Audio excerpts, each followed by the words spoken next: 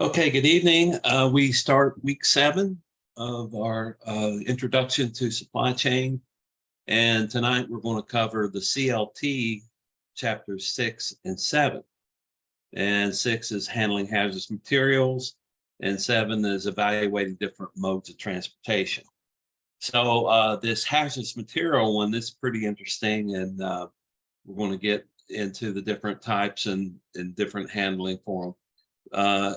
Chapter the 7 on evaluating transportation modes, you're probably going to see that again when you take transportation, operations, supply chain.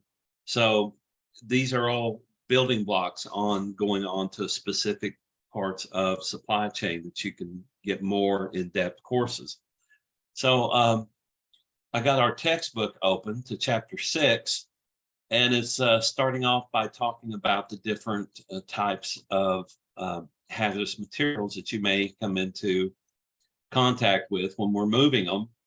And it breaks down the different types of hazards. And I've got this PowerPoint presentation that I use to kind of break it out here. So we've got the class 1, there's 9 different classes. And so luckily, the placards, they're signs that have to go on the outside of the truck, and outside of major containers, there's going to be a decal that looks like this that's going to identify that cargo and that trailer as carrying hazardous material. We've heard about the derailment in Ohio, and each one of those cars that was carrying some type of a hazardous material had to have this labeling. And so you met this student. So this first one is explosive. And depending on what kind of explosives, we have a library that explains each one of these codes as to if this is a less than a pound of dynamite, if it's less than a pound of plastic explosives, or if it's more than a pound. Each one of these, the number 1 tells you it's an explosive, and we're lucky enough it even has it written here, and they got a picture of it. But then the rest of that number is going to tell you exactly what kind of explosive that you're hauling. And then we go to our class 2, it's toxic gas. And again, this placard is going to be on a trailer or a tanker or a barrel. And when it's poisonous, you're going to see this universal poison skull and crossbones show up there. So that, I mean, even as we're teaching our young kids, if you ever see that, don't touch it, don't open it, don't taste it. You know, we're giving them warnings about being around poison. And we're lucky here because placards have to tell what level or which category it is, and it's a category 2, which tells us it's poison. But this number, this 1017, is associated with a specific chemical, and it'll tell what kind of poison it is, what kind of first aid you're going to apply for it, how to store it, how to transport it, what temperature range it can be in. And there's safety data sheets, SDSs, that are put out by the National Safety Council that will tell us, and then the transportation DOT tells them how to transport them. But the safety data sheets, if I type in this SDS 1017, it'll bring up exactly what this poison is. And so this lets people that if you're handling it, you know, it tells you what kind of special personal protective gear you need. It also tells you what you can put in the that trailer with it, and it also lets you know what you can not put in the trailer with it. And so that's our category 2. This one is the category 1. Remember, was poisonous gas. So category 2 is gas, and now this one is a flammable gas. And again, they're numbered, and it's telling us what this flammable gas is. It could be something like gasoline or one of the different welding gases that are used that are highly flammable. And it gives us a hint. If it's a red triangle, then it means flammable.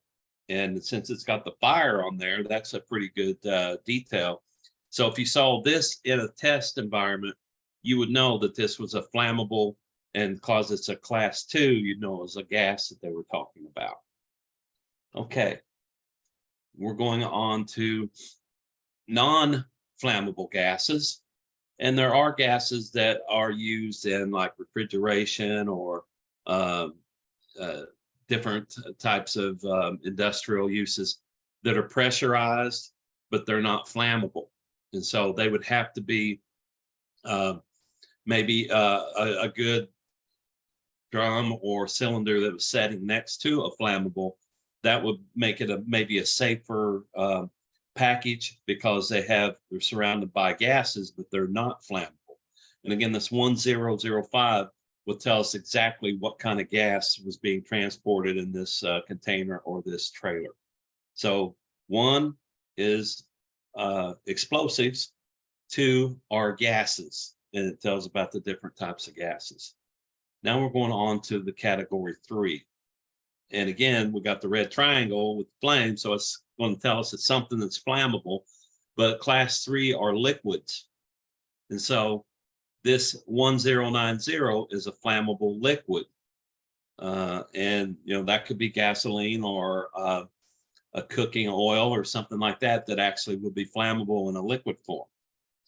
And then we have class 4, which is a flammable solid. And this one is a spontaneous combustible.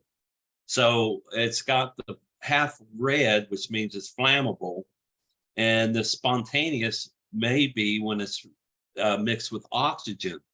There's different types of chemical compounds, and this 3190 is a chemical compound that if it's exposed to air, it will spontaneously combust. And so I'm thinking in my military travels, we had a chemical, it's called white phosphorus, and it was used when we were trying to defeat the enemy's tanks. And it was in the end of a round, and when this white phosphorus, they call it Willie P, if you fired that round and it hit something, it would expose this white phosphorus, and it would burn through inches of steel. And if the tank or the personnel carrier, whatever we were shooting at, happened to be made of aluminum, it would just bore a hole through it. It would just burn it instantly when the tip of the round is exposed to air. So it's some pretty nasty stuff. You wouldn't want that to be around people. And so we got class 4, that's a flammable solid. And this is a different type that's not spontaneous. So it's a solid, which means it's not a liquid or a gas. So it could be something like a fertilizer or something like that, that is flammable.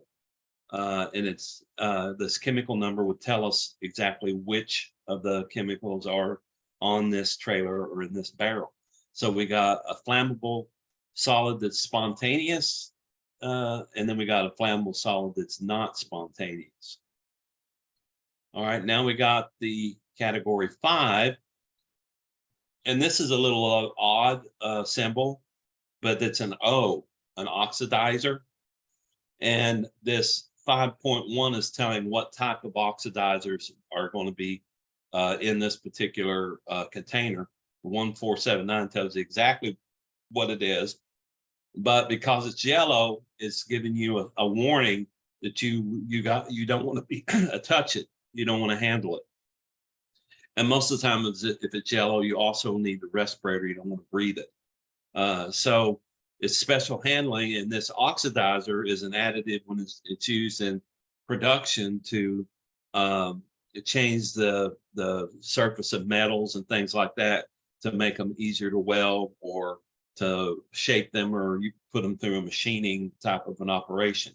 So that O up there is for oxidizer, and that's your class 5. Class 6 is straight up poisonous. And so you look at the skull and crossbones is on there again. And it tells us a 6, which anything under the 6 is a poison. And so this is poison to people, animals, plants. It's poison to everybody. It's there's a classification here, but you don't want to either inhale this or ingest this. So it gets handled with the utmost caution. And then we've got probably an international sign that people would recognize is that FAN, meaning radioactive, and that's class 7. And there's a lot of things that probably rate this label that we wouldn't really think should. And contents of batteries that are made now, some of the elements in it are radioactive. The soil that's under your house. Some soil has in earth, some portions of the earth are just from decay from plants and animals are radioactive. So this is telling you it can't be stored with other certain types of materials, and that it's got the yellow on it. So that's saying that it has to have protective equipment when you're working around it. But any 7 is a radioactive. The batteries that you use with like hand tools and if you got electric mowers or anything like that, the contents of those batteries are radioactive, and there's a limit on how many you can put in one package to be shipped by aircraft. So a lot of times when you're saying, hey, I wanted to buy a drill and a saw and I only got one battery, that was because the safety regulations don't allow the shipment of 2 batteries in one box. So it's kind of crazy about what the influence of the contents of that battery can have on how it's treated, how it's stored, how it's shipped. So we've got the class 8 is corrosive. And this is bad news. This is stuff that will eat through metal and people. And each one of those numbers there are going to tell us what is this corrosive material. And it's usually used in industrial applications. Could be used in like recycling to try to break down some of the elements of the different metals to get them back to their basic characters. It's some bad news, this corrosive stuff. So again, it's telling you with this black and white not to expose this to air. And there's special handling, personal protective equipment that you're going to have to use when you're handling that. And then 9, this one is the one I would not want to walk up on. It's miscellaneous. And so it doesn't fit any of the other categories like a flammable, an explosive, a liquid or a solid gas, or poison, or radioactive. It doesn't meet any of those other categories. So this is the all other type of category. And it's that's the one I'd probably be the most cautious about coming around, because you really don't know what's in there unless it's got the number explaining what that particular item is. And the only one that I've seen in our coursework was fish meal.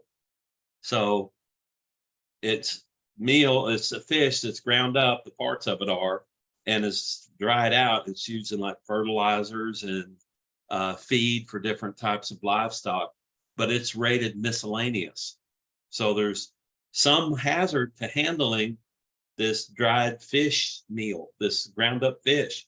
But it rates miscellaneous because they don't want you to ingest it or spill it into the open, get it into waterways, things of that nature. So it rates that miscellaneous category on it. Okay.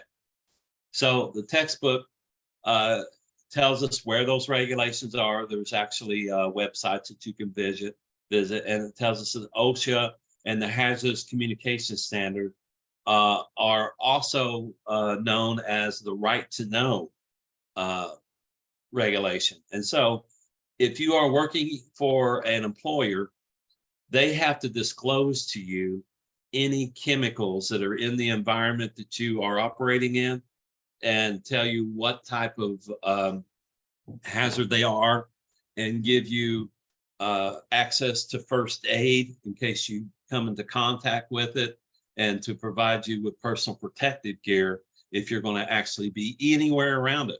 Now, you can't handle it and you can't operate equipment that moves it unless you have this hazmat rating, which means you've been specially trained to work with hazardous chemicals or in a hazardous environment. So unless you get that extra rating with the more training and the certifications that come with that, you steer clear of it. So if you ever come into a contact with one of these barrels in your work area and it has one of those placards on it that says it's hazardous material, step away from it. If you ever get receive an incoming document, like and it's got the H up at the top, or there's an X in their hazardous material box, then that's telling you that it needs to be handled by a hazardous material team. And normally there's designated employees that have been through this training, and they would handle any of those type of situations. So these hazardous employees that I was telling you about, that everybody gets this general awareness training telling you like where to find first aid, where to find, there's supposed to be a physical book that has every chemical listed in it, and it has the first aid and the information about what the hazards are, how to handle it, how to if it spills, how to recover it. And every place that I've been, they still maintain these like binders that have every chemical that's in that environment and how to deal with if there's a spill or you're exposed to it. But now they've got like they'll have a QR code that you just point your iPad or your phone at, and it takes you straight to the site where you can see videos on how to do first aid and all that. So it's function specific training. So if you are just checking in hazardous material, you may not be handling it or anything. They still want to teach you what to do if you are in receiving and you get hazardous material. If you are a forklift operator and you're going to move a pallet that has boxes that have these hazardous material markings on them, you have special functional training on how you're supposed to pick that up and how you handle it, where you can park it, where you can leave it. So there's safety training for anybody that's in that building. But if you are on a hazmat team, then you're going to have a next level of safety training. And of course, all the drivers that are transporting it, you have to go through a whole different training profile, and you have to prove that you have a safe driving record before you can get that H endorsement that goes on your CDL that says that you can actually move hazardous material. And CDLs, you have an A that's like a van.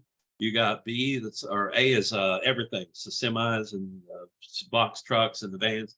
A B is basically a box truck or a smaller loaded semi.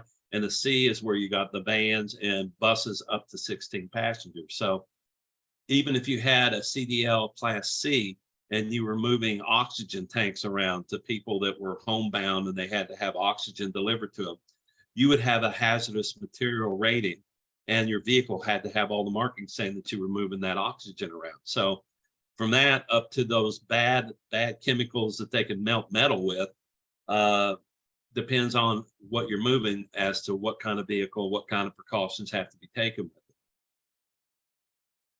So these go through the classifications that we've already visited.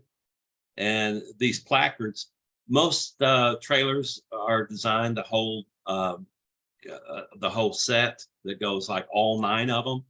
And then if they are hauling a specific thing, like I work for a chemical company and my trucks move these chemicals every week, then they would be on there where they could just either flip it over where it's on, or they just flip over the back side of it and it's not in there. So there's some steep fines, like go out of business fines if you get caught on the road and you don't have the placards that are supposed to be there. So they're pretty, and those are enforced pretty rigidly to make sure that if you are transporting hazardous materials, there's certain places that you can't drive that vehicle, like in predominantly residential areas and things of that nature. You can't take a semi-load of a lethal chemical through that residential area. And it was supposed to be the same thing with that train derailment, that train was not classified as hazardous material, or it wouldn't have been able to go through that town. They would have made it bypass around a populated area. And so what I'm understanding is there can be so many cars, like a percentage. If there's 100 cars, 3 of those could be hazardous material in that train, and it wouldn't have to be classified as hazmat. But you can see that having that classification, just because it's a low percentage of them, didn't protect those people in Ohio. So I think that's getting a relook as we speak as to what they're going to reclassify as hazardous trains and non-hazardous trains. General rules here: no smoking, near flammables. I don't think you can smoke anywhere around any place that you work at now. The truck and trailer has to be secured, and that's the same if you were hauling donuts or you're hauling explosives. The trailer has to be locked, and you have to put chop locks in place. You have to make sure that inside the trailers that everything is secure and it's protected against sudden movement. So they have to be anchored to the floor or the wall and have some type of padding to keep them from slamming into other containers. So it kind of gives different specific requirements by law. When handling flammable explosives, proper grounding should be established to prevent static electricity from igniting the substance. So when you have, that's your job, is transporting these, you're going to have specialized equipment, special trucks or special trailers that would have these grounding cables and grounding clips that would keep the static from charging that vehicle or that trailer. And this breaks down what other special things that you would take into consideration based on if it's an explosive or a gas, if it's flammable, if it's a flammable solid or a liquid oxidizer. It gives all the what to do in case of. I don't think it digs that deep when you take the quizzes and the tests. They don't expect you to memorize all this, but I think they would want you to know that there are 9 different classes. And basically, if they show you these flames, it's flammable. If it's got the crossbones on it, then it's poisonous. So if you know these basic symbols here, you're going to be in good shape. Okay, it talks a little bit about containers. They these hazardous materials have to be put in DOT approved containers. EPA and the US DOT require secondary containers for hazmat, such as a metal or plastic spill pallets or a dike area around buildings containing hazardous materials. My neighbor built a pole barn, this big metal building, and because he could be getting like pesticides to put on his crops and stuff, he had to agree to build his floors where they had a angle that went to the center of the floor, and there was a drain there. And then the drain, he had to build this catch pit all the way around the outside perimeter of his barn, to where if a barrel or something dumped over inside that building and went into that drain, it would have somewhere that it would contain it. So there's gravel, and then there's like this pit that goes all the way around the outside of the building, just so they can contain it. And then to recover it, they just suck it up out of that gutter or whatever you want to call that that's around it. It was pretty interesting. They added some costs to him building the pole barn, but he had tax advantages that allows him to deduct the construction of that pole barn just because he made it hazardous material protected. So he did this extra step to make sure that if he was handling any kind of stuff that was dangerous, that it would be kept just into the environment there around outside of the building. And for that, he don't pay taxes. He doesn't pay real estate taxes on that building each year. So that was probably worth about $3,000 or $4,000 a year to him building that in there. So I did see that one get constructed and see how meticulous they are about the measurements and how deep the pit is. And when they poured the concrete, they had to make sure that it was on the right angles to make it roll out there. So it was pretty interesting. Hazardous communication, or HAZCOM, is this conversation that your employer's having that's telling you you have the right to know these are the stuff that you're working around, and here's where you're going to get information about it. Here's first aid for it. It basically tells you how to protect yourself in that environment before you ever spend a minute out there in that environment. That's the requirement by law to give you this right to know hazardous communication.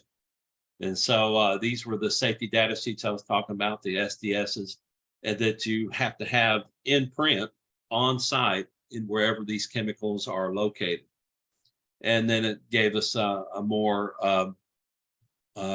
definite term on the size of the place cards.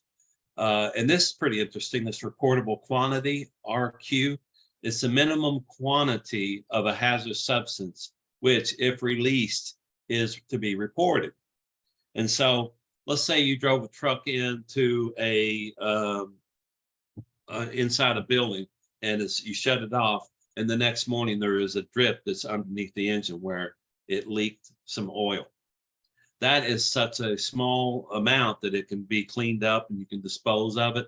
But let's say you drove that truck in there and it had 55-gallon barrels of used oil in the truck bed, and one of those leaked completely out. Now you got 55 gallons of used oil on the floor. That has to be reported. So in the report, you got to tell how you cleaned it up, how you stopped it from spreading, and what you did with the stuff once you recovered it. So this reportable quantity can be really minute, where it's just an ounce, anything above that, or it's just a gallon, anything above that. And so it tells you what that quantity is before you have to make a report that you had a hazardous spill. I think it was over 1 million gallons in that train wreck. So yeah, they made a report there. So this is giving you what is on one of those standard safety data sheets. It tells you what that chemical is. It's got a number for it. That hazardous identification is that number that's on the placards. First aid, firefighting, accidental release, handling, exposure, physical chemical properties, what it looks like, stability and reactivity, what you can store it in heat or cold or what have you, toxicology information, if it was poisonous, what the stuff is, ecological information, what it'll do to water and soil and air if it's released. So it covers all of these 16 different areas on each chemical that's out there in use right now. Let's see, in the shipping documents, that you're going to have this delivery receipt. We learned that in earlier chapters. But when it comes to hazardous materials, they have to be listed on a separate hazmat shipping paper. So you're going to get this cover sheet that says hazmat, and it has to be listed in a sharply contrasting color or highlighted. So it either has to be written in red, or you have to highlight it in like yellow or something. So it brings people to that one box that says X in the HM list or HM on the hazardous material. It's usually on the top left part of the sheet, and that's where you identify that you're looking at a hazardous material shipment. It has to give the basic description. It also the designation of what the chemical is. It has to be in English, legible.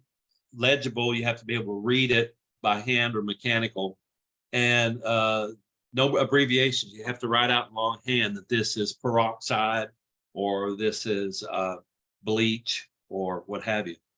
No other information like phone numbers or addresses go on this hazmat documentation. So you have to have the proper shipping name, the class identification number, and the group, if it was a 1, 2, 3, 4, what have you. So this is kind of giving you an example of what benzyl line looks like. It's a class 6.1, and this is the universal code number for that particular chemical. And this PG group is telling you what it can go with, other twos for this one. If it's a 1, it can only go with 1s, 2s and go with 1s and 2s, 3s and go with any of them. So the thing to remember about this label when it goes on there, nothing else can be abstracting it. It has to have a defining bold color or be highlighted, and it has to be legible and in English. So that's our chapter 6, and we did a short little hands-on with these placards. But the exercise that goes with chapter 6 is letting you we cut this paper up, and each student gets one of these pieces of paper. So this is where I've seen fish meal before, and it's got a like this one says radioactive material 7. The UN number is 2917, and it's got a category 3. In other words, this can't be put with anything else but other category 3s. And so each student got one of these different chemicals, and then they had to run it through the next step, which was, how do we identify it? Let's just do one of these. Acetone. Does anybody know what acetone is? Yes. Can you describe what that is? Well, we used to use it clean aluminum before we welded. Okay. Like similar, like I guess a paint thinner or something like that. Yeah. And actually, women use that for fingernail polish remover. So, I mean, this is something that's probably in somewhere in your house right now. But yes, that's exactly what it is. And depending on how much of it and what type of container, it gets different handling. But they're calling it a class 3. And you remember what class 3 was?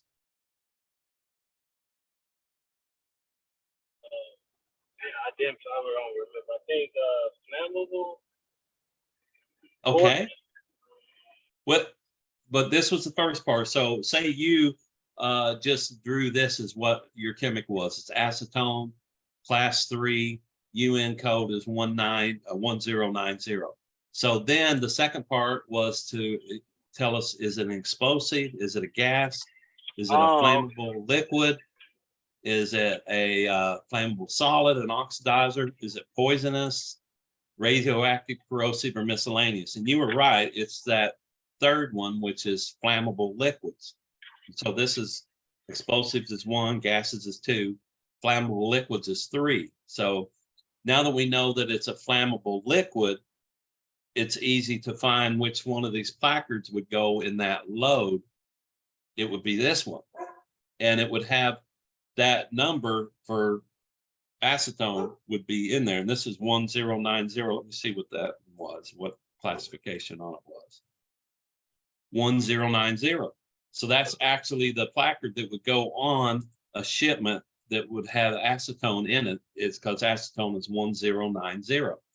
So each person would have got one of those chemicals, and then they would have to define if it was gas or solid or corrosive or whatever. And then they would actually put their chemical, all of these placards were on the wall, and they'd have to put their chemical under the right placard. So since we can't do that virtually, we just walk through one there to see how that looked. But all of these chemical numbers are in this list of what we were doing to find which one of yours it was. So here's where I got fish meal, and that's the miscellaneous one. But it has a UN number, universal number of 2216. So I don't know if they make beef meal, they grind up and freeze dry, or bone meal or something like that. That would also be one of these miscellaneous things that They don't want to be handled incorrectly, but all of them have a signed code to them.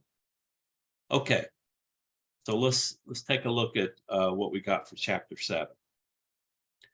Now, this one, very interesting because we kind of touched real light on different modes of transportation earlier. And this is going to be helpful to you when you get into your transportation operations course. And that one also leads to its own transportation certification. Right now, I'm teaching 2 of those classes, and it gets very, very deep in each one of these different modes of transportation. It also gets into route planning and how to charge for each of the different types of things that are shipped. And so it even gets into bidding on different shipments, how far they're going, what countries they go to, and that kind of thing. So this is basically saying these are the different modes of transportation, and this is what their pluses, and these are pros and cons. And then they'll explain that they can be used together. More than one mode of transportation can be used for one shipment.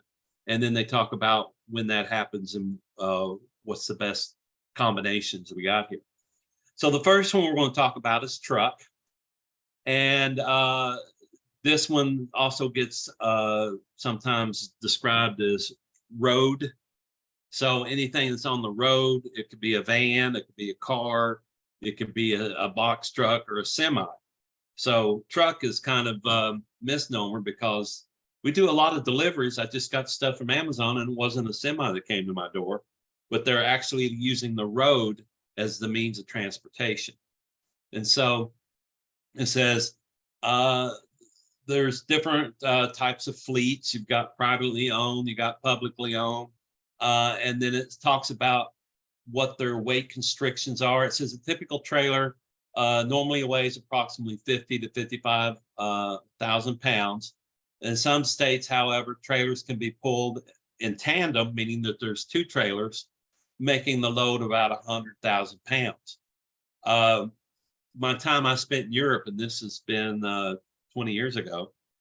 No, 86 is 40 years ago. Damn, I'm old. So 40 years ago in Europe, I'm driving on the Autobahn. That's their interstates there. I'm in Germany. I'm doing 120 miles an hour, the fastest I've ever drove. And I've been driving 125 miles an hour for 3 hours.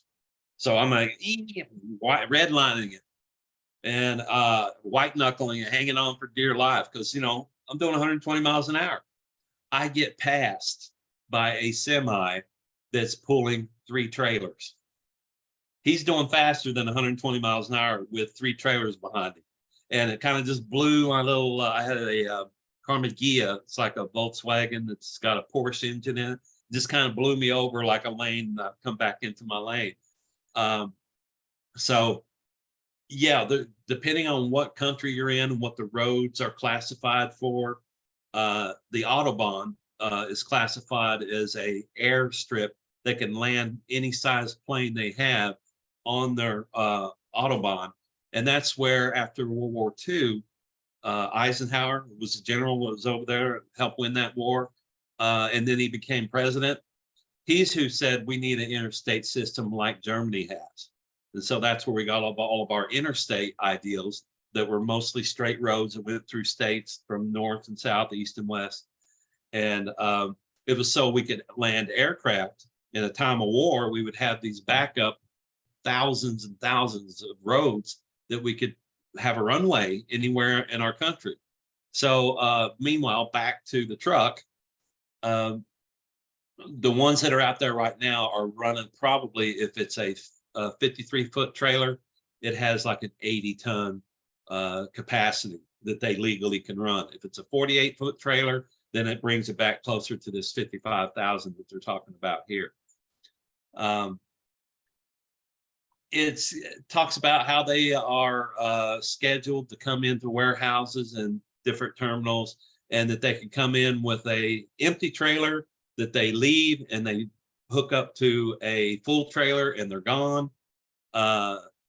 As one day a truck driver can leave their home, they leave their home with an empty trailer, they stop at the first warehouse, they leave an empty trailer, pick up a full one. They take that to a distribution center. They drop off the full trailer from the warehouse. They pick up another trailer that's going to a third location, and then they end their day maybe at that third location dropping off that trailer.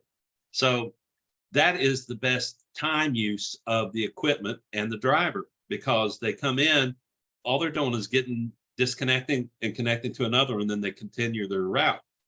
What really gets into a waste and a loss of productivity is if that truck has got a 9 o'clock appointment to be at this warehouse and they're setting out there, it's 9:30, it's 10 o'clock. That truck should have already been unloaded and on its way to the next stop.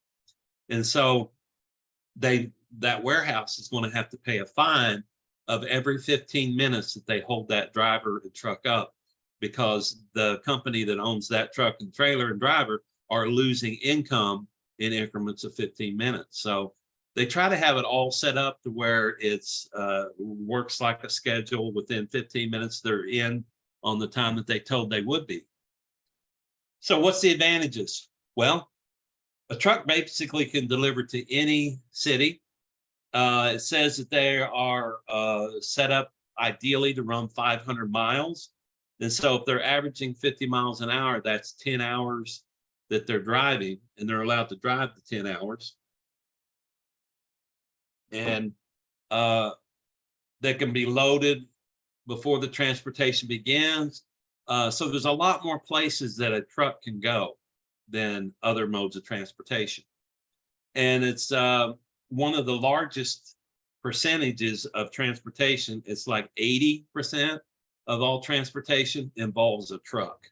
And so even if you're going to use air, or you're going to use train, or you're going to use sea, you're going to have to hire a truck, because there's not airports in the middle of cities or at your home address. There's not seaports, and there's not rail stations. So this is the last mile, or it's what brings it to the rail, or brings it to air, or to the port. So it's has a lot of advantages that go with it. It says that they could have trailers that can be temperature controlled. So if they need refrigerated or heated, your goods can be protected with those. Disadvantages: trucks have to pay a substantial fuel, license, fees, tolls, and that adds up per load. And then they, if it's part of a fleet, it's got in-house routing, scheduled work. You got to depend on drivers showing up when they're supposed to. You got to depend on your maintenance being done on this truck, or you can have it stuck out there. Trucks are susceptible to like traffic issues, like if there's a wreck or there's backups. They're trying to deliver and it's rush hour. So you got all those disadvantages with trucks. When they look at the next one, they're talking about truck. If we were talking 1, 2, 3, and 4 for 4 different types of transportation, we're going to talk about, truck is probably right there at number 1 or 2, because if you want to say which one's the fastest, it's not the truck. If you want to say which one's the cheapest, it's not the truck. If you want to say which one is the most reliable, it probably is not the truck. So it has some advantages and disadvantages that we have to mix and blend it with other modes of transportation. So the next one we're going to talk about is air. And of course, air, if we talk about what kind of reach we can have here, we can go international. We can deliver our product to another country, and we can deliver it anywhere in the United States in just a matter of hours. And so speed is a major advantage when it comes to air. Also, once this cargo is loaded in the aircraft, it's on like a carpeted air ride. There's not a whole lot of damage that occurs through air shipment. And there's not a lot of hijackings to like take down an aircraft to get your Christmas packages out of there. They're not hijacked that often, if any, when it comes to shipping parcels and loads. It can be an advantage to be able to get something that absolutely has to be there tomorrow. You don't have a deep roster to go to. It's going to be air. but you're going to pay for that next day delivery status. If it's got to be on the next thing taking off, you're going to pay extra for that. Disadvantages, it's the most expensive way to move anything. Sometimes it's weather dictates whether that plane can take off and whether it can go where you want it to. It may be deferred somewhere else. There's weight restrictions. So if it exceeds a certain weight, it can't be put on aircraft to deliver it. If it's a size wise, if it's the density or the overall size of something, it's restricted by what can go on aircraft too. Normally they come in like a 20-foot, if you want to call it can, I think is how they describe it. It's a 20-foot can that loose packages and things go into, and the aircraft could haul like 2 of those 20-foot cans, most of them 2 or 3. So if I had something that wouldn't fit in that 20-foot can, then it would have to be a special rate that I paid to have it shipped somewhere. And a lot of the stuff that's sent by air is in the belly of a commercial airplane that has passengers. And so, yeah, you're waiting for your your luggage down there to get to the bottom at the carousel where you claim it. But at the same time, they're offloading cargo, packages, food, mail, different stuff like that are going to that particular destination too. So you might get a better rate. Say if I'm mailing something, it's a single package. I don't want a truck to drive out here and get it. I want it to be in California tomorrow. The only way to get it there is through air. And so I'm going to pay a little bit more to have this thing picked up, taken to the airport, flown to California, and then taken to the address that, in California. Most of the time you get a better rate if you go 2-day or 3-day, because then that gives them a chance to put it on one of those passenger planes that's going to be flying there, and it's going to cover all of its expenses and everything because of the people buying airfare. That cargo is basically getting flown free.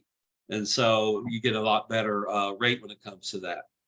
And it talks here about TEUs, and that is the ton, a 20-foot equivalent unit. And so, like I was talking about in those cans, those containers that are 20 foot, that's how they figure out how much to charge and what the capacities are to mix and match truck, rail, train, or air and ship, is they use the TEU, 20-foot equivalent unit. And so if I'm driving down the road and I got a truck that's 40 foot long, that's 2 20-foot equivalents. And so I would have to have space set aside in an aircraft or on a train or on a ship that would hold that 2 20-foot equivalent. And that's when we get into containers, which we will here shortly. So disadvantages, high cost. It costs a lot to start up a business that involves aircraft. It's almost unobtainable. There's probably 9 out of 10 truck companies are privately owned, and they have less than 10 trucks in them. So that has a lower startup transportation mode than the aircraft would. Water. This has got a picture of a container ship. Let me see if I can get this just a little bit bigger. And if you look at how many rows there, we got 1, 2, 3, 4, 5, 6, 7, 8, 9, 10, 11, 12, 13, 14, 15 rows. And it looks like maybe it goes 1, 2, 3, 4, 5, 6 wide. It could probably go 10. So you got 14 rows, 10 wide. That's 140 containers, and they stack them 1, 2, 3, 4, 5 high. 5, that's 800 containers could go on that ship. The Chinese have ships that haul 20,000 containers. 20,000. So it would make up about 8 of these or 10 of these. Because when they come, they ship out, they export more than they import. When they export, they want to make one good run, and the cost of going by ship goes down because they have more containers that were shipped out. The problem they're having is that these mega ships that they have set in the water so deep they can't come to any of our ports to offload. And so they're a mile out in the ocean, and then they send these littler container ships to offload, 600 at a time and take them in. And it adds more expense and more time, and it kind of is a zero net gain there for them having these larger ships. So China is investing, they're spending their money on digging out our ports and making them deep enough for their ships to come in and be offloaded right at the port. So that's something that's been ongoing in Texas, California, New Jersey. I think they have one or two of those ports that now they can come into with the larger ships. So those pictures you were saying with this, they were complaining about the supply chain being disrupted. That was those larger ships that couldn't come in if there was nobody waiting.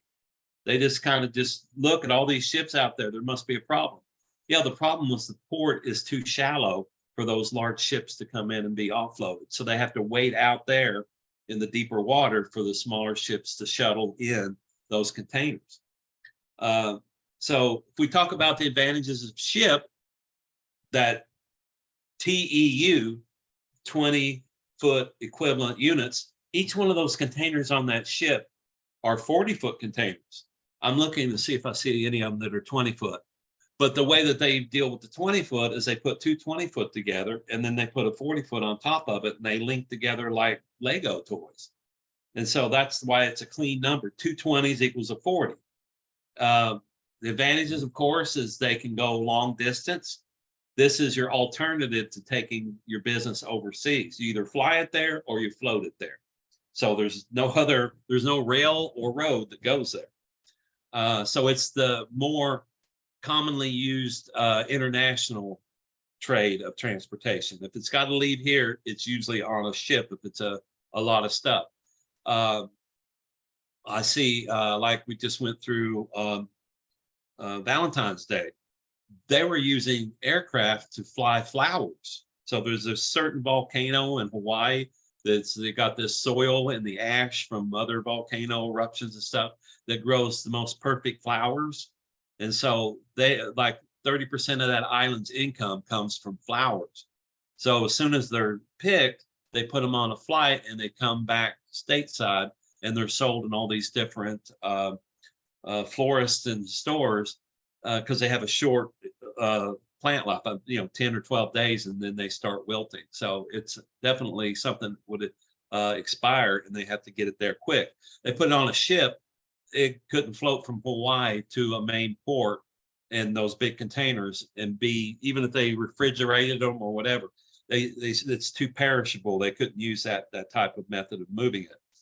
So the advantages are you got these large cargo containers that you can fill up and lock, and you put your seal on it. And when it gets to China or it gets to Europe or it gets to Japan or wherever it's going to, your load has been secured, and it's cost you pennies on the ton to get it there. You're not the only customer. You got another 20,000 people chipping in on that flight, on that float. Disadvantages? Well, it's you have to wait until that ship is loaded. And sometimes it could be 2-3 weeks before it's going to go back on its sail back to the other side of the planet. If weather gets involved in it, if they get into the hurricane seasons and things like that, the captain has the authority to jettison or to drop his cargo if it's going to save his ship. And that happens on a regular basis. You could get damage from water coming in on your container and stuff like that. So, and a lot of stuff gets missing when they're on those 3 and 4 week journeys going to China, where piracy and people on that crew could get into your container and take stuff that they found out there was valuables in it. It might not be the best way to ship valuables, but cars. And that's how we get most of our stuff from Europe, and that's how we in China, and that's how we send most of our stuff back. That's the major way that it gets moved. So it's a little bit less expensive. Well, it's a lot less expensive than flying, but there are some trade-offs. You have to spend more time, and you have to set up something that's going to pick it up at the other end. Just like if it got flown there, you have to have a truck at the airport or at the seaport to pick up that container. So yeah, you're going to have import fees. Sometimes if you're doing business with another country, they have their own laws. So you might have to employ a freight forwarder, somebody that actually sets up all the licensing and all the paperwork and all the inspections and all the insurance to get your cargo where it's going. But that's one of the things you have to do if you send it through air. It's still going to the same country and has the same laws, the same requirements. So advantages, lower costs, larger containers, you got more, it's pretty reliable. It runs on a continuous, unless it's inland, you know, if it's going into rivers, rivers freeze up, ports freeze up. In the state of Indiana, we have 4 ports, and our 4 ports are land bound. In other words, we got land around our state, all the different sides. So they have to leave a port in Indiana and go through Ohio River or one of the other blue waterways to get out to the coast to be loaded onto a sea bearing or an ocean bearing ship. Those ports freeze over. And so if I was sending grain or I was sending coal, you know, one of these big commodities, it takes a lot of room. I probably couldn't use the ports after October and couldn't use them again until sometime in April or May. So weather has a lot of play when it comes to using inland rivers and lakes to transport. Worldwide, they ship from the coast all year long. So that leaves us with rail, which is probably right there in the middle on all the different capacities. So we talk about rail, these rail cars, they can hold 3 times the weight of a trailer, a semi-trailer. And so they can take heavier loads that you couldn't take over roadways. They also have a route that takes them outside of normally populated areas. They have branches of the rail that'll do that. And they can transport hazardous material and chemicals. Yeah. And it's these 20-foot equivalent units that they actually bid on how much it's going to cost you to send it by rail. And so let's say I've got a tractor trailer. They disconnect the trailer, they set it on a flatbed on the rail car. And so I drove to, I'm in Indiana, and instead of driving all the way out to California, I'm going to put my load on a truck and it's going to take it over to the rail station. And then it's going to get loaded on that train and it's going to go to California by train. If it's more than 300 miles, the train is usually faster than the truck because the truck has to deal with stopping in traffic and refueling. The driver can only drive so many hours before they're mandatorily required to take a break. You got to start for refueling and eating and sleeping. The train passes them about 300 miles because the train's not stopping. It's going 24/7 until it gets where it's going to. So they run about 45 to 50 miles an hour.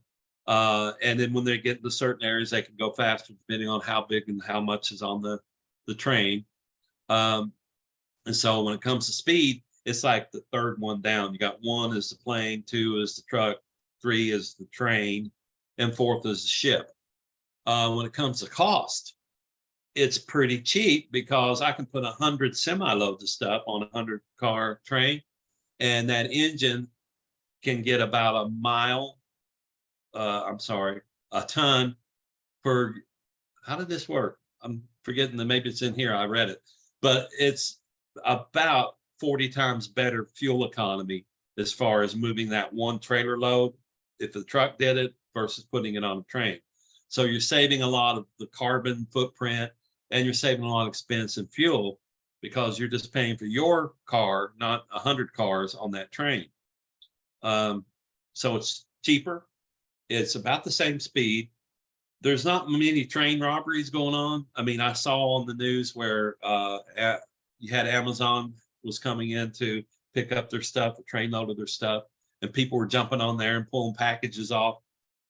that's just that town or that train port that's got poor security. But for the most part, trains don't get hijacked. So it's a pretty secure way to send stuff. Automobiles, there's less rock and road damage done to them. They send them by rail. So in Detroit and other places, they're making cars. Usually they put them on a semi, take it over to a railhead, and then the train takes it to all the different places in the country that these new cars have been ordered. And then a truck will take the cars from the rail station there to the local car lot. So it's really a high volume thing. If I needed to get coal to a power plant, or I needed to get grain over to the east or west coast to put it on a ship that we're selling to another country, that's the big push, is to put it on a train. So they talk about, they have what rail cars work combined with other models like piggyback operations for trailer on a flat car or containers on a flat car.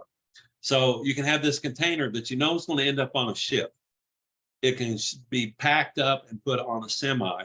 It's got a special skeletal trailer that'll fit a 20-foot container or 40-foot container.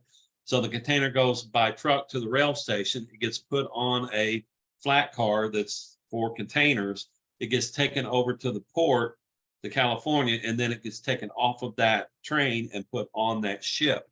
And so anything that I loaded up here in Indiana has not been disturbed. It's been inside that same container, and it's now floating off to whoever I sold it to overseas. The disadvantages. Well, trains don't leave different times like trucks do. They have to wait until there's a certain number of cars to justify the cost of moving that train. There is not a lot of competition when it comes to trains, because there's like 4 major companies that own all the rails. And so it's sort of a monopolistic type of a setup. So if you want to go from east to west, there's 2 companies you deal with. As soon as it goes across the Mississippi River, all of those rails to the west belong to a company. If you want to go north or south to go across the Mississippi River, all of those up north belong to a company. Stuff south belongs to another company. And so you have to lease the use of those rails. You're paying like a toll to get on those rails. And they don't run as often as, say, trucks do, but they do run more often than ships do. And it says most delivery times are as much as 10 days than the US. So this isn't the quickest way. It's speed wise, it's fine. But let's just say I got something coming from a ship that got put on a train, and now it left Los Angeles, California, and it's coming to Chicago. That trip may only take about 2 or 3 days, but when it gets to Chicago, it's a goat screw. It's a traffic jam. And they get lost up there for up to 2 or 3 weeks. And so because they're so overburdened as far as the amount of traffic coming in there, Indianapolis is the overflow, or it's the place that the trains are sent when they know Chicago is full. And so now Indianapolis is doing such a better job in handling rail that it's becoming the choice destination. Instead of leaving in LA and saying going to Chicago, it's no, go to Indianapolis. And so when it shows up here, it's just a matter of hours, a day or so before that train gets broken down and the cars get shipped off to where they're supposed to go, and trucks get lined up with the cargo and they get unloaded. What would take 3 weeks in Chicago is just hours in Indianapolis. So we're building up more rail in Indianapolis, and we're building up more, if you want to call it, parking for the trains to wait to get unloaded. All that stuff is going on right now because this is a destination that's picking up more and more volume. So the last one they talk about is pipeline. And so that's probably the most least understood or underrepresented mode of transportation we have. So basically, when you think about pipelines, they're very costly to buy the land or get a permit or to pass through land to dig down and bury this pipeline. But once that pipeline gets buried, it is the cheapest, most carbon-free way of moving cargo. And besides moving gas and oil, you can also move other cargo through these pipelines. In Florida, when all of those oranges are ripe at the same time, there's not enough semi trucks in Florida to move them from the orchards to canning and freezing and all that stuff. So they actually grind them up and put them in pipelines, and the orange juice is piped out to different distribution centers to be canned or froze, or however they want to make up the concentration of the orange juice. Down in Cincinnati, you folks have probably bought health and beauty aids from Procter and Gamble. They have that whole city in Cincinnati has pipelines in it where chemicals come in to make these different things like shampoo or make detergent for dishwashing or laundry. And all of these different chemicals get added together, and the finished product gets piped back out to a location where it's actually put in jugs and boxes and canisters and that kind of stuff. And so pipeline has other uses besides just petroleum. And the sizes of these pipelines, it's kind of it's crazy. The XL pipeline that we hear about that got canceled, that pipeline, kind of throw you a, got a normal pipeline. That pipeline looked like this. And so each one of these different cells, you could run different types of pipe through it. And so you could have different customers running through one pipe instead of digging a hole for, I don't know, say 100 pipes, you got one huge pipe. And so in the middle, that size of the diameter of that middle, you could put a car in. It's probably about 8 foot by 8 foot. And then all these other pipes that are in these XL lines can have oil, gas, water, sewage, electricity. They use that same pipe to run all kinds of different utilities and product through. And so think of all of the storms that people lose their electricity in. It's because most of the electricity is hung from poles that get knocked over with trees and stuff. If they're in pipelines, most of those communities that have buried power lines, they don't suffer a power loss whenever there's a storm. Just small things like that that can upgrade the quality of life of people if we understand and take advantage of the pipeline. So advantages, there's no drivers when it comes to pipelines. There's no little people inside the pipes tell them where it goes. So the cost of moving goods through a pipeline is it's measured by the cubic foot of matter that goes in there. So you could have 10 miles of natural gas going through a pipeline, and it just costs you a few cents to move that. A pipeline runs about 3 miles to a gallon, or 3 miles an hour. So if you were trying to get natural gas from, say, Alabama, they processed it there, and they're going to send it up to you in New York so that you've got some way to heat your home and stuff. That would take a while to get that gas up there. It still would be cheaper than putting it in a truck or a train or a plane. And once you get this gas started, okay, send us another 50 miles. And then the gas gets put in the system.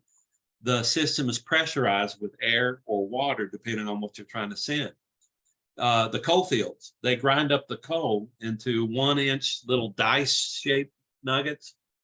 They put that into the pipeline with water. They make a slurry kind of a mix, and then they pressurize that with water, and they can move coal from a coal mine. They grind it up right to a power plant, and there's no train, there's no truck involved. You don't have that carbon footprint, and you've got this reliable source of coal coming in through the pipeline. It's the same when it comes to grains like corn or soybeans or what have you.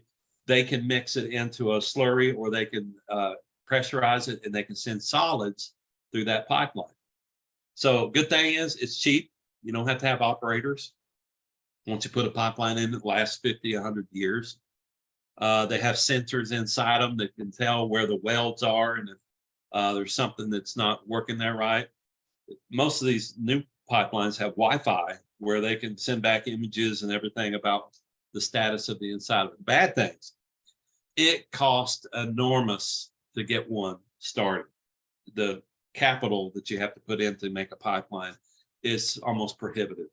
And the speed is not really beneficial for some different types of transportation requirements. One of the good things is if it goes from one state to another, you don't have to have permits or any of that stuff. So it gives it a pretty good setup there. We actually had pipelines that go through the ocean. I mean, that's how we had our first telegraph machines where we were tapping and talking to each other. They still have those pipelines that are going all the way over to Europe that we could send other things through there. And if you remember, there was this the worst economic, environmental disaster was when that pipeline coming from Russia to Germany was sabotaged. And before they could shut it down, millions of gallons of oil was spilled into the ocean, killing all types of plant life. It'll take decades to recover from that. And I don't know if our country did it. They said Russia did it, but I don't know why Russia would blow up their own pipeline that they're getting paid hefty money from Europe to send oil to.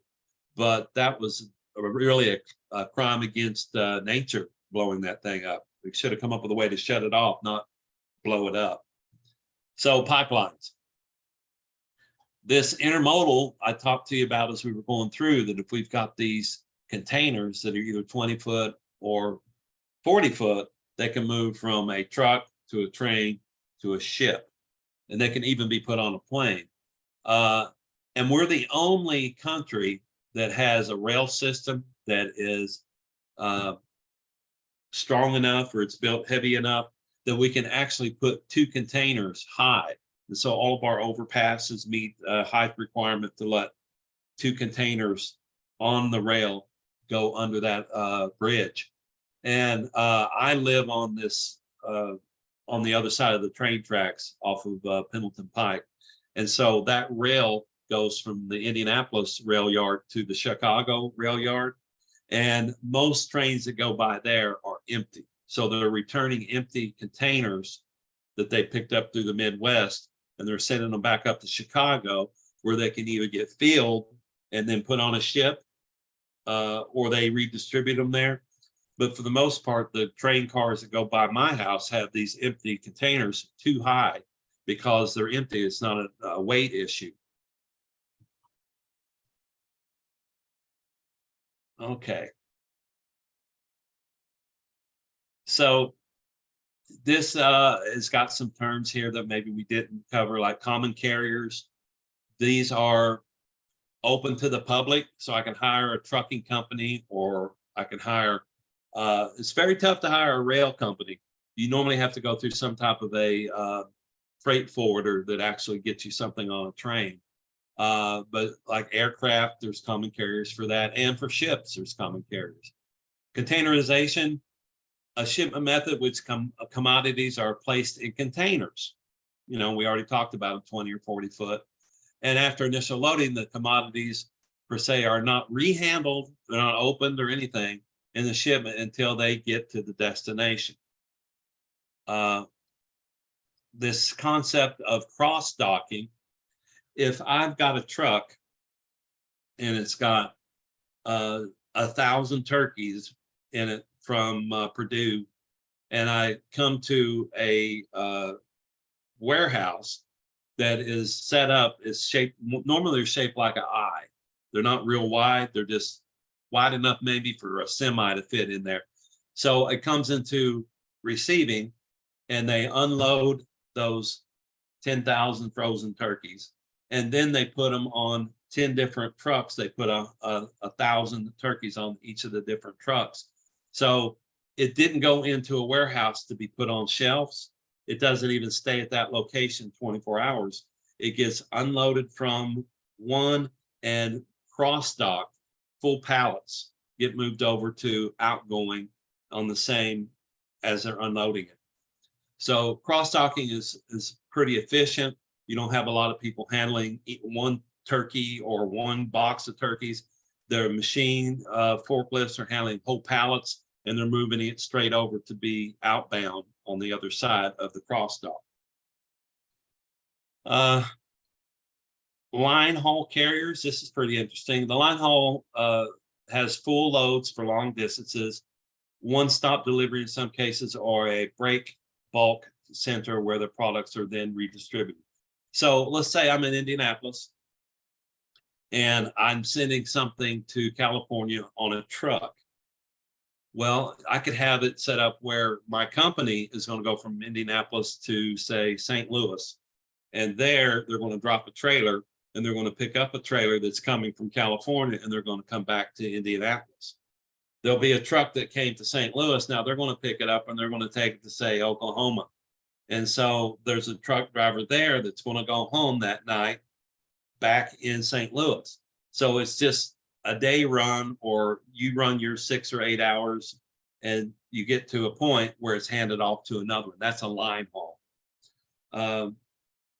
Break bulk, we already talked about. If I stop at one of those places and I got just a whole trailer full of the same thing, it could be cross-docked over into smaller loads going out to that city to deliver them to like a store, or it could be put on other tractor trailers that would take them to other states. But it would be a mixed load, not just the same product that was on there. Carriers and freight forwarders. I mentioned the terminology freight forwarders. It's basically experts on dealing with exporting rules and laws and importing rules and laws in different countries. And so let's say I did a lot of business with Mexico.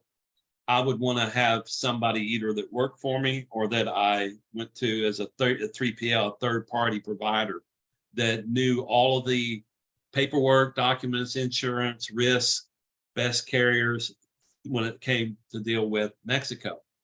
I'd probably pay less by using a freight forwarder because they're the experts and they have a large volume of customers. They get a discount because they're doing this every day, than doing it myself.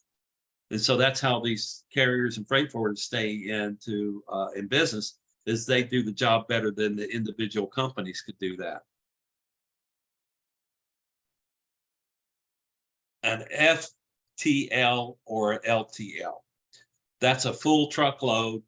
Usually it's one customer and all their stuff, like Walmart or something that's moving for Amazon. It's a whole truck of just that company's stuff. And then you got LTLs, that's less than a truckload.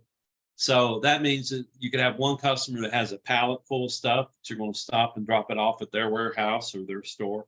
You got a second customer, you're going to drop a pallet full of stuff off at their store or their warehouse. And so an LTL, let's say that trailer, if it was full, would make $100 to deliver to one place. But now, since you have to stop and you got different customers, you're going to use that truck and that trailer a lot longer, and it's going to have less runs that it can make that day. So you're going to pay a little bit more for just the part of the load. At that $100, if I only wanted half of the trailer, it's not 50. It's probably going to be 75. It's still cheaper than getting the whole trailer, but I'm paying a premium because I'm having to make more than one stop. I'm part of a load. I'm less than a truckload. And so normally independent trucking companies, they do LTLs, these less than truckloads, because the big players like Walmart and all these Kroger, all these big folks, they have their own fleet, and it's full of, the whole trailer is full of just their stuff. And so when you got other companies that don't want a whole trailer load of stuff, they reach out to these trucking companies that agree to haul part of a load. I'm on my way to Florida, and now I find that there's this other load that needs me to stop in Georgia and drop some stuff off. They can get it cheaper than if they sent it by itself to Georgia or they sent it by itself to Florida. So the difference in the LTL, FTL. And I think the chapter kind of gets into talking about small package carriers. This is where our industry is going with the digital retail that's expanded. I still remember the first year that digital retail did like $1 billion, and they're like, "Oh my God, people are actually buying stuff without seeing it, without touching it, without trying it on, without tasting it." And then I still remember about 2010 when it was equal, that half the stuff was sold in retail and the other half was sold in, online. And now it's like 80% is online and 20% is retail. So industry is responding to that with having all of these warehouses everywhere, the things that you probably hear people complain about, why there's so many warehouses. Well, it's because you don't want to get off your butt and go to a store. You want stuff brought to you. And so the stores have to stage out these warehouses so that they can bring stuff to their customers, like within 150 miles of each warehouse, all across the country, north, east, south, and west. These warehouses have to be built so that you get what you want within the next day or so. If you had to wait for all the stuff to come from Wisconsin and you were in California or Washington State or Florida, you would be upset waiting a week to get your stuff, and people want it now.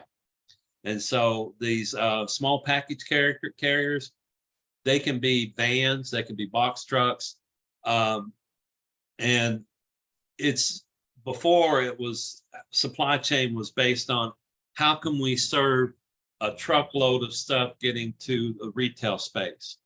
That was how they based how well you did in warehousing and transportation and retail. Now it's how quickly can we get, instead of one truckload, 1,000 customers each get one package in that same time frame. And so it's a whole different matrix they have to go through on separating and rehandling and resorting and reshipping. You can't use a container that's full of 1,000 people's different products unless it's coming to the same city. And then when it comes to that city, that container gets opened up and it sorts it out into the different addresses to go out one package at a time to these small package carriers. So that's the future of supply chain, is small package. So you're not going to see warehouses full of umbrellas. You're going to see a warehouse that looks like a Walmart store that has sections in there of everything. And then when an order is placed and you're the closest warehouse, you respond by sending that individual customer their order. So expedited care, because that means fast, critically fast. So if I needed something that needed to be in Chicago tonight, it's 6:30. I could still expedite it by road, by a truck or a van or something like that, and get it there tonight. But if I said, no, I want it to go by air, I run the chance of it not getting there tonight because they'd have to take it to the Indianapolis airport, wait for it to get loaded on something, hopefully that takes off to Chicago. I think they have an hourly flight that goes to Chicago out of Indianapolis. So it gets to Chicago at the airport, not to where I want it to go. And then it has to go through all the congestion that's happening there in Chicago to find out what city around there, or if it is in the city of Chicago, that my package goes to. So most of the time, ground is the way that this single package business works, unless it's completely across the country. Then they'll bring it into a distribution center and reorient it. We talked about next flight out services, that you're going to get into more cost with that than the 2 days. Here's how we measure how well we did in transportation. So we look at that company and they have, like, your 5-star ratings that you have out there for restaurants and items that you can order online. There's basically that same setup for different types of transportation companies. And so they look at what was their claims-free shipment percentage. So I sent 100 packages through this company and nobody did a claim against me that gives them a 5-star on the claims part of it. Then I sent that same 1,000 packages, and when it got to the other end, there wasn't any damage to it. Seldom does that happen. You're going to have some damage based on people not packing them right, or they didn't tell you everything that was in the shipments. Usually something's going to get damaged. Let's say it's like 2 pieces out of that got damaged. Then that percentage rates into like a 5-star rating, the report card. And then the distance between accidents in miles. And so because this truck has to go into congested type, you don't see planes and trains and boats basically tracking how many accidents they had. That would be seriously bad. But this is for the truck. And so they have to operate in these high volume traffic environments where other vehicles hit them. They've done everything they can to keep out of. But when it comes to shipping, they don't care who was at fault. If that package didn't get where it was going to because there was an accident, then the miles between their last accident and that current one gets counted as how safely they operate. And so different parts of the country have different expectations on what's a good number of miles without an accident. If you're in New York City, and you drove 10,000 miles without an accident, wow, you are like an ace driver. If you're in the Midwest and you rode 10,000 miles without an accident, it's okay, it's Tuesday. So what? They have to drive like 1 million miles to show that they are that same level of expertise that these folks that have to operate in that urban environment.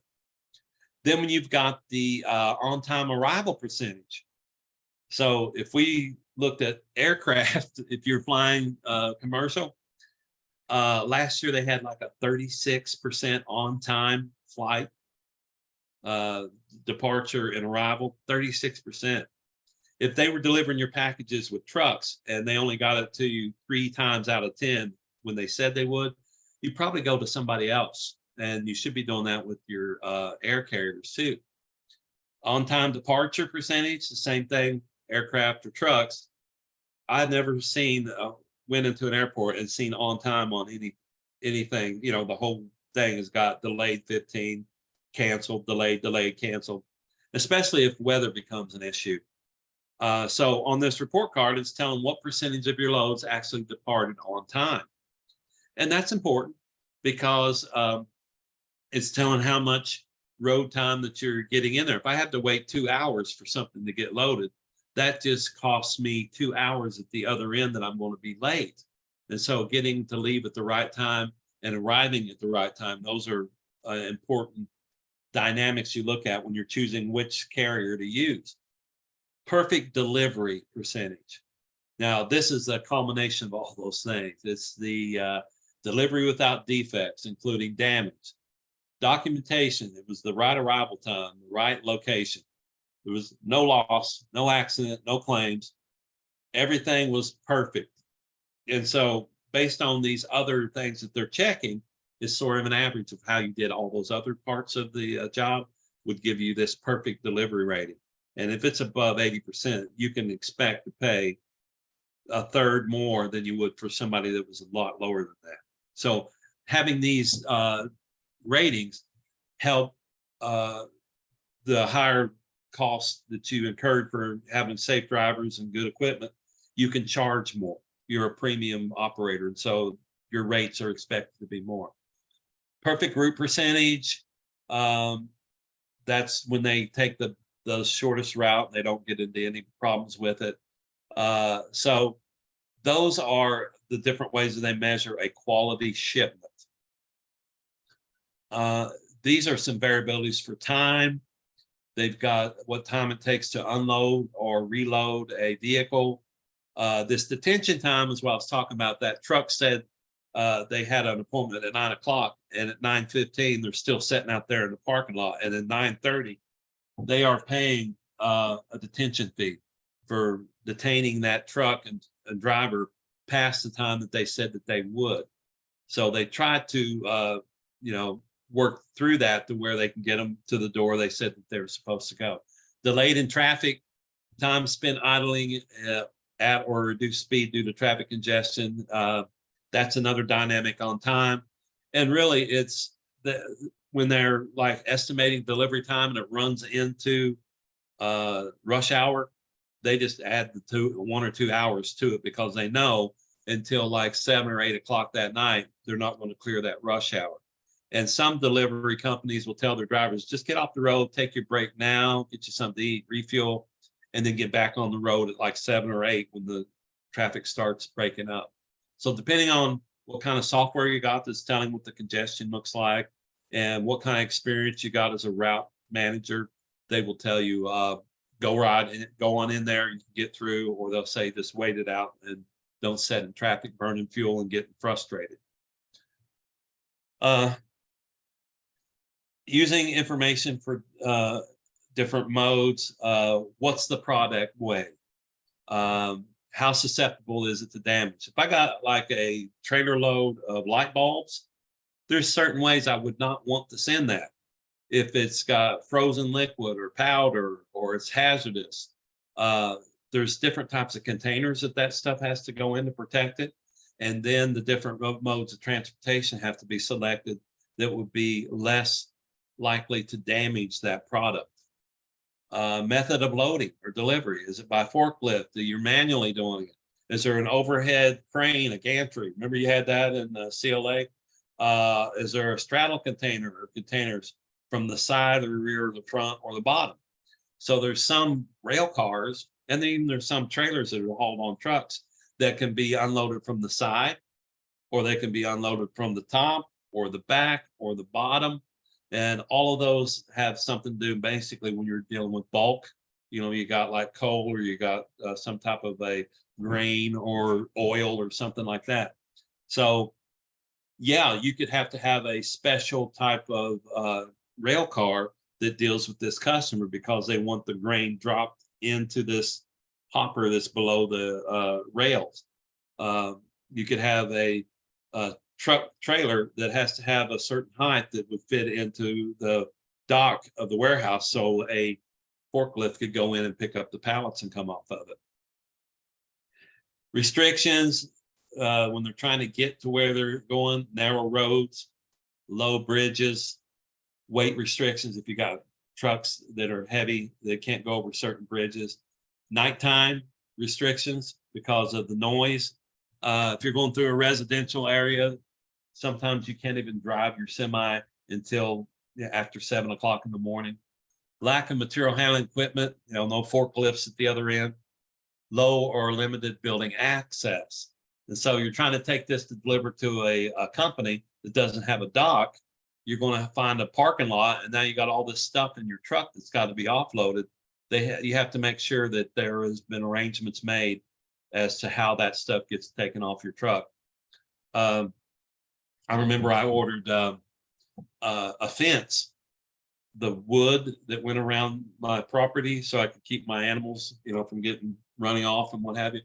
And they didn't tell me how they were going to bring it, but I had to pay this extra $200 or something for delivery. I'm like, okay. It came on a flatbed semi to my house in this housing division. I don't even know how they got around the cars, but they were knocking off limbs and trees, getting broke up as they were coming through there.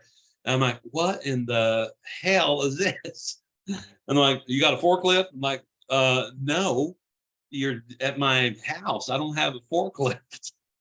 And so, and this was probably prime time for people coming home from work. And so nobody could come up that street. Nobody could get to their house. This semi-trailer with my fence on a flatbed was sitting there. And I said, well, we're just going to have to take it off of there and stack it, in my driveway just to get you the hell out of here. And my neighbors started coming out when they seen it was just me and the driver. He cut the bands and opened the straps up. And I'm carrying like 6 or 8 boards at a time. Hadn't even got to the big posts that go every 6 or 8 feet. And it turned out that like 6 or 8 of my neighbors came over there. We made like a chain to get the stuff off this truck because they wanted to get out of their driveway or they wanted to get home. But yeah, there is some restrictions there. They should make sure where they're going to deliver to has the offloading equipment and it's not a residential address. That was just crazy. I've never had that happen before. apparently none of my neighbors had either. So the fence company did not have a good route manager that's seen where it was going to.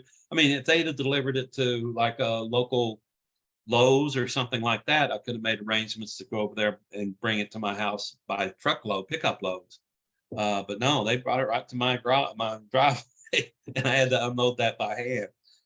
Um, so it talks a little bit here on all these terms. You can go and visit these on your own, but about different types of cab types, like for a semi, they've got sleepers.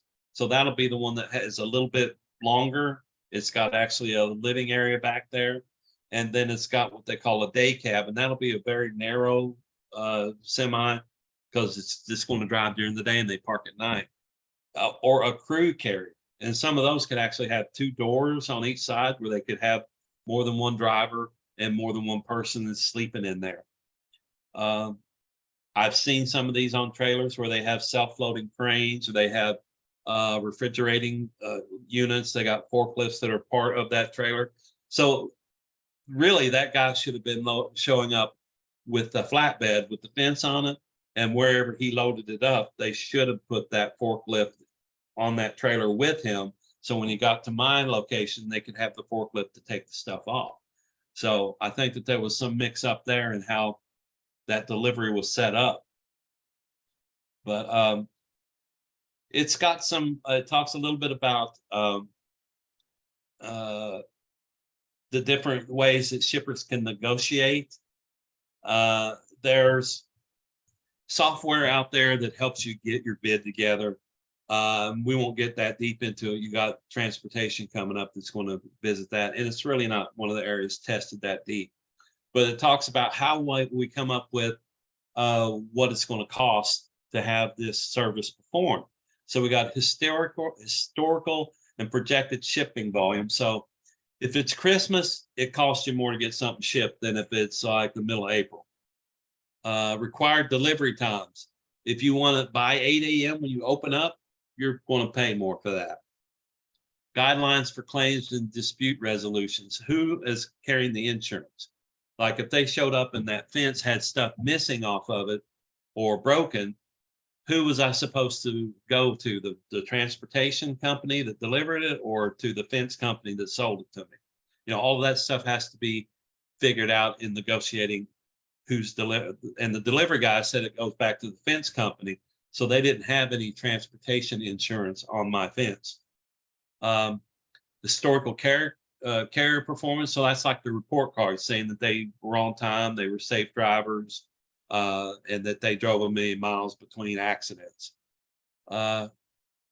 Preferred payment terms.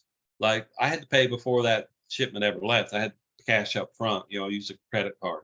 But there's some that allow you to be delivered, then you inspect it and you say, okay, now I'll pay for it. It's what I ordered. That costs more. That cash on delivery costs more than paying ahead. But the risk gets taken down. Like if half my fence was broken, I wouldn't pay for it. I'd say I'll pay for half of that fence, not the stuff that you didn't get here. Their competitive position. So if there was a carrier that operated in, say, Florida and Georgia, South Carolina, and that's where they had 1,000 trucks, they have a competitive advantage because they have more capacity than, say, these small companies that only have 8 or 9 trucks, that they could actually move on a moment's notice anything that you needed put through those 3 different states. Knowledge of the carrier customer base and the competitive position. So if I wanted to get into the business of bringing new cars off of the ships from Japan and Europe and bringing them down to the car dealerships, I'd probably have to know who all's doing that right now and what are they using and what are they charging before I could get into a competitive bid with them. We talked about earlier what bill of ladings were. They provide the information about who's shipping what, where, when, what the actual freight is. And it's used in ocean transport. It's used in air. They use airway most of the time. But if I'm getting something from overseas, this bill of lading has followed it all the way from the producer to me, and it's tracked everything that's happened on the way. That's wraps up basically what we want to talk about. I would revisit when you're getting ready for the exam, any of these boxes that are highlighted about terms to know and all your different chapters. I'd revisit those and just, you can either use it as a flip card. And I know that there is I'm trying to remember the name of the software that lets you, if you go out to it and you type in CLA, it will give you a deck of 100 flip cards that you can go through and see how many you still remember. And if you go to CLT, they got a deck that's 100 of them. It's like Quizlet, I think is what the software is. And if you type in CLA or CLT, it'll bring up one of those review decks for you. Or you can make one yourself out of 3x5 cards. That's what I did when I was getting ready to take this test. So we got one more week. We covered chapters 8 and 9. Let's go out to our setup here. So 8 is dispatch and trucking operations, and 9 is the weight and volume conversion. So 9 is going to be very short. And I can tell you that the way those questions are asked, they have a calculator and they have the formula to convert it from standard to metric on every question. So that one isn't something you need to lose a lot of sleep over. It's just reading the question and knowing whether they want you to divide it or multiply it or what have you. So we have 2 chapters left before you get into the CLT. Let me look at what we're doing for CLA so far. Let me look on that. And just a reminder, you have to at least attempt to take the CLA to get a grade in this class. Attempting it. Whether you pass it or not is not a requirement, but you have to attempt it. And so I'm looking at our class. We've got 1, 2, 3, 4, 5 students that attempted the test. And we got 1, 2, 3, 4 students that haven't even scheduled it. So I'm looking for those 4 students to get happy and get quick this week and get that CLA scheduled, because you can't take the CLT until you pass the CLA, and you have to score at least a 70. And I've got a couple students here that, damn, they got close to 100%. But if you got 70, you got the certification. I don't distinguish between the two.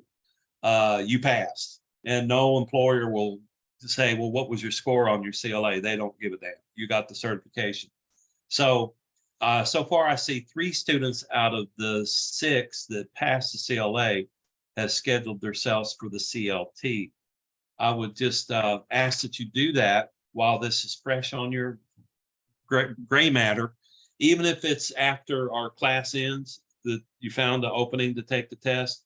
You have up to 6 months from the time you were in this class to finish your 2 tests. When you do pass it, or even if you attempt it, I just need to see the results in a picture so I can make sure that I give you credit for that on your grade. I have had students that come back like a year later and go, oh, I never took the CLA. And then they got to get back into studying all the textbook and everything and get their test scheduled.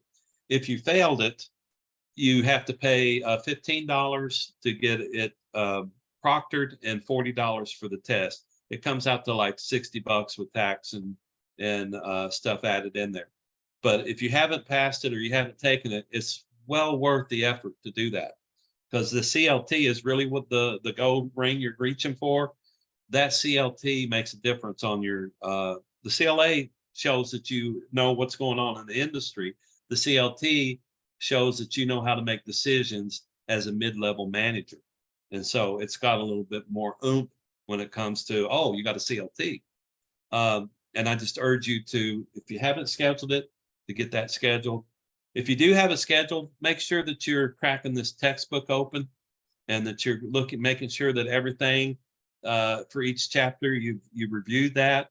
I know that we have great slides out there at Opus Works, and we have got great quizzes, but I've had students come back and complain saying, hey, this question wasn't on one of the quiz questions. And the way the CLT works is they're going to have a proportion of that exam is critical thinking. In other words, they're giving you the knowledge about transportation. And they may say something like, hey, you have a truck load of light bulbs that needs to be in California and you're in New York. It needs to be there in 48 hours. Which mode of transportation would you pick? Well, you know, a truck can't make it in 48 hours. You know, a train can't make it in 48 hours. It's a plane, right? And so people say, well, I never seen that question, or I never seen that in the textbook. That was critical thinking. It's just for you to be able to put together what you've been taught and how to apply that to situations where you make a management decision. That's what we're looking for here. So I'm going to end our recording. Let's see.